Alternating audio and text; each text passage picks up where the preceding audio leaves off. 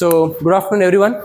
So, today we are going to learn about what are the work plan schedules we need to execute before installing a solar PV plant. Okay, now we are going to start to install an solar PV plant. So, it is not an directly first step buying the components and installing it. Okay, so we need to perform some 4 major steps. First step is called project management. Okay, first you have to procure the project, or we should have you should go to the consumer and you have to explain the importance of solar, and you should have an contract with the consumer. So the consumer is ready to install an solar plant, then you have to go with the first step is called project management. Second step is called pre-construction. So solar plant is approved, you have to perform the design analysis or site analysis. That's called pre-construction activities. Next one is what are the basic construction activities. Next one is post-construction. After the erection is completed, what are the activities we need to perform. So those are called as work plan schedule 1. Work plan schedule 1, 2, 3, 4. So these are the 4 schedules. So these schedules are divided like first one project management. Okay, this is taken care by the marketing people. So they will go to the consumer and they will have an they will explain the economic problems, and they will say how much amount you are going to save if you install an solar plant. That's completely like management issues. So they will handle out these economic problems. So what an electrical engineer has to do is first one is pre-construction. Before installation, what are the permissions you have to get. So while doing the construction, what are the things you have to perform. After installation, it's called post construction. So these are the 3 major schedules what you need to perform while installing a solar PV plant. So coming to the first one, project management. As already I told, you have a separate department in your where you are going to work in the solar plant. They have a separate project management group. Those group will have a contract with the consumers. Okay, so they will go to the end user and they will explain the importance of solar, and they will make that consumers to install an solar plant. Okay, so that is taken care by the project management group, and after this contract is signed by the end user, so you will be having a project plan.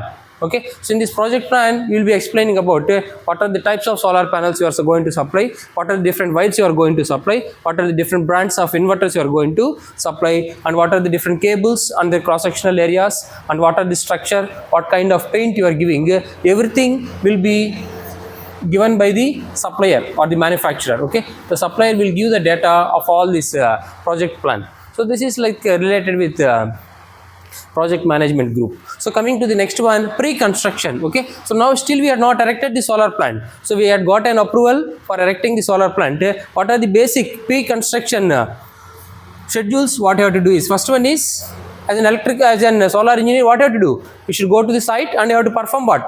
Site survey. How to perform the site survey? By using a solar path finder. By taking the solar path finder with you, you should analyze the obstacles which are available in area, and you have to map this solar path finder area, and you have to multiply all the percentages.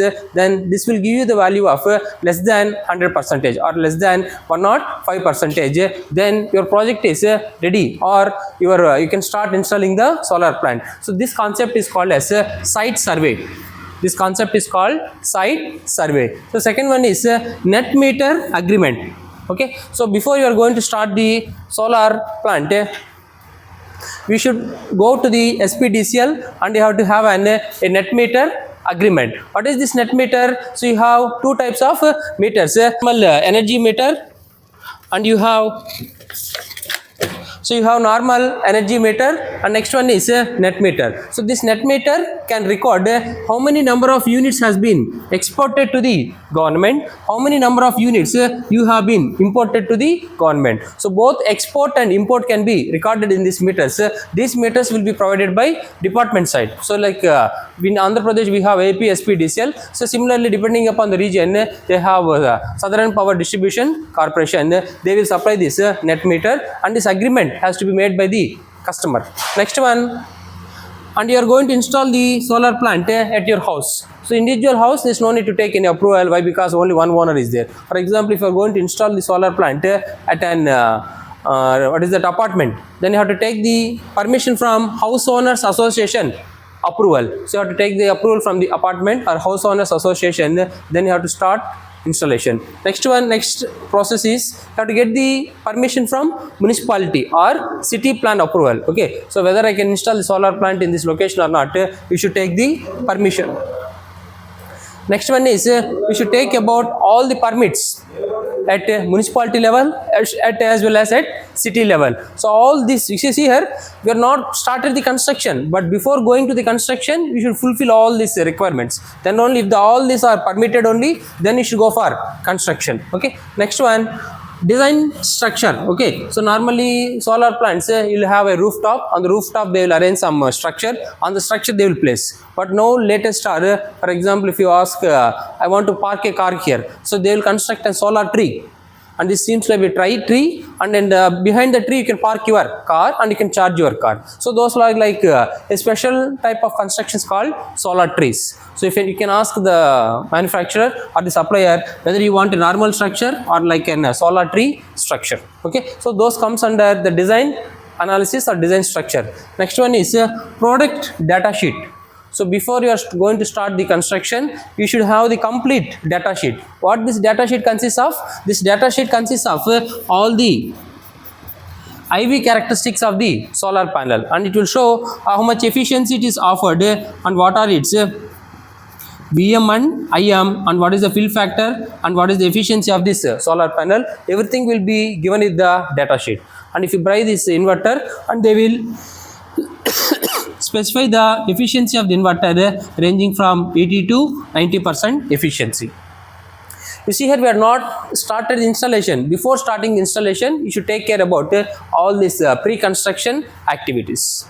Okay, this is taken care by this management group. You don't need to bother. So they will go to the consumer and they will take care. This has to be done by the solar engineer. Okay, so now we had not started the construction. Before starting the construction, all this we have to fulfill. Now we had just started the construction. You see here, so this is called schedule. Schedule 1, schedule 2, schedule 3 and schedule 4. Step by step you have to have the flow.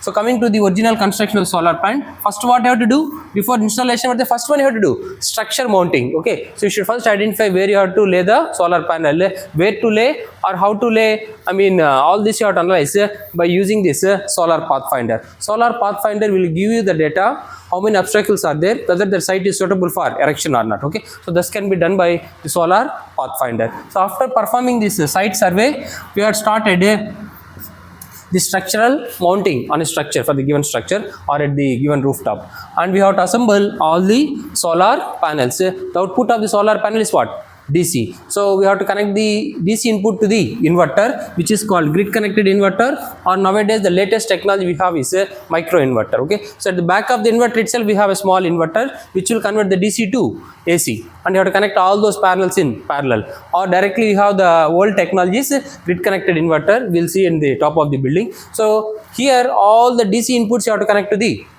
one inverter, where the name of that inverter is called a string inverter. Okay, so next one, after connecting all, you have to connect all the DC panels to AC, and all the AC you have to connect to the output of the inverter, where this comes under the electrical wiring. So next one is so now you completed mounting, you had completed erecting the solar panels in series and parallel connection, and you had connected the output of the solar panels to a grid connected inverter, and to the grid connected inverter you had connected the grid with the help of electrical wiring. Next, you should monitor how much amount of energy is imported. So this is how much amount of energy is exported, and this is how much amount of energy is imported by using a SIM based, GSM based or IoT based energy monitoring system. So by using this energy monitoring system, you can have an app in your mobile phone, and you can see how many inverters are running and how much amount of power is generated yesterday, how much amount of power is generated today, and how many number of units has been generated till date. So that you can monitor by using an energy monitoring system. Next one, after installation of this energy monitoring system, you should perform solar panel testing. So we have the latest tools to directly test. Sir, why to test all our new one? No, so in the transportation it may get damaged. Okay, or due to some what is that manufacturing problems also it may not work. Okay, but 99% it will be tested at the plant itself, and it will give an already tested. So if it is okay, then you can directly start installation, or you can buy a new tool and you can perform the analysis again, and you can start installing the plant. Next one is inspection. This is called a physical inspection. So we have to charge all the solar panel, and you have to charge this inverter, and you have to check the voltages as well as the power, whether they are delivering the required voltage and power. So now we had the project management, and we completed pre-construction, and we completed the construction, and if the plant is completely erected now. So what are the post-construction activities? Post-construction activities like construction report, how you constructed, how you given the connections, how you connected the solar panels, how many panels are connected in series, how many panels are connected in parallel, and one array means how many you connected in series and how you connected. Okay, so that is called post-construction data. It's called construction report. Next one, closeout. So closeout means you have to bring the project to an end, and you have to give a report. So this report generally will be given by a solar chartered engineer. So all the site survey he will make, and all this he will take care about this net metering, and he will check whether this inverter is operated in grid connected mode or islanded mode. So testing in islanded mode, grid connected mode, everything will be performed by the solar chartered engineer and with the help of a DE, and he will submit that report to the MNRE. What is MNRE? Ministry of New Renewable Energy Resource. After submission of this closeout report, you will be getting an 30% subsidy directly to whom? The consumer. Directly the consumer will get this subsidy. So these are the 4 steps what you will follow while installing an solar plant. These 4 steps are called as the work plan. What are the 4 steps called? Work plan, schedule. So what are the schedule means like a process of steps. So step 1, step 2, step 3 and step 4. This is called the work plan schedule. Okay, so it involves what are the 4 steps involved? Project management. Next one, pre-construction, construction, post-construction. So in every schedule we have some list of activities we have to perform. So this will help you in designing a solar plant installation. Sir, why you are explaining all this work plan schedule? So for example, you have started working in a solar power plant, okay, or you had got a job in a solar company. So the consumer will ask, what is your work plan schedule? In how many days you are going to close the project? What is the step by step procedure you are doing the project, or how many days you require for each construction level? You require a table. So how to generate the table, and what are the different steps associated with each table? So we have to explain. That's why this work plan schedule is explained. So hope this work plan schedule is clear to you. Okay.